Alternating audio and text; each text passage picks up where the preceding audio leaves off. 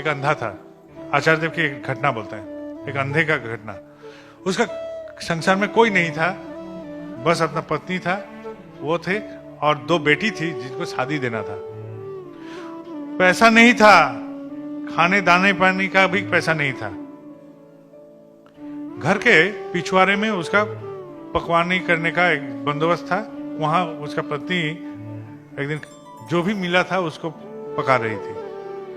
पकाने के क्रम में ऐसा हुआ तो घर से कोई आवाज आ रहा है, उसके पति के साथ कोई बात कर रहा था। तो पति के साथ जो बात कर रहा था, पति अंधा था, तो देखा खिड़की से कि बहुत सुंदर एक मनुष्य खड़ा है वहां, और पति को क्या क्या सब बोल रहे हैं। तो वहीं से एक कपड़ा का था, वो बोला कि आप बैठिए इस पर। बोले, खिड़की से हाथ ऐसे घुसाया तो वो आदमी गायब हो गया। तो पति से पूछा कि क्या वो आदमी कौन था? बोले, क्या मालूम, नहीं मालूम, लेकिन वो आदमी हमको बोला कि तुम काम शुरू कर दो।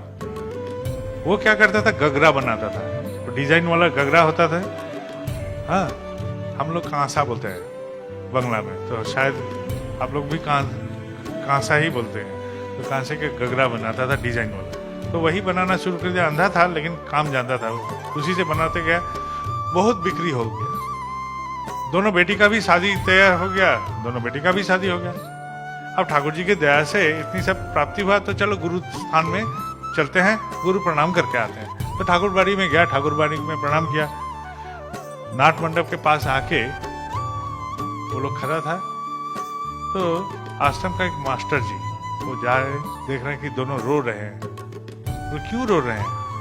तो वो आदमी बोला, मैं अंधा हूँ, मुझे मालूम नहीं, लेकिन ऐसा ऐसा घटना हुआ था, कोई मेरे घर में आए थे, ऐसा ऐसा बोला, तो मेरा पति उसका चेहरा देखे थे, वही बैठे हुए हैं, ऐसा बोला।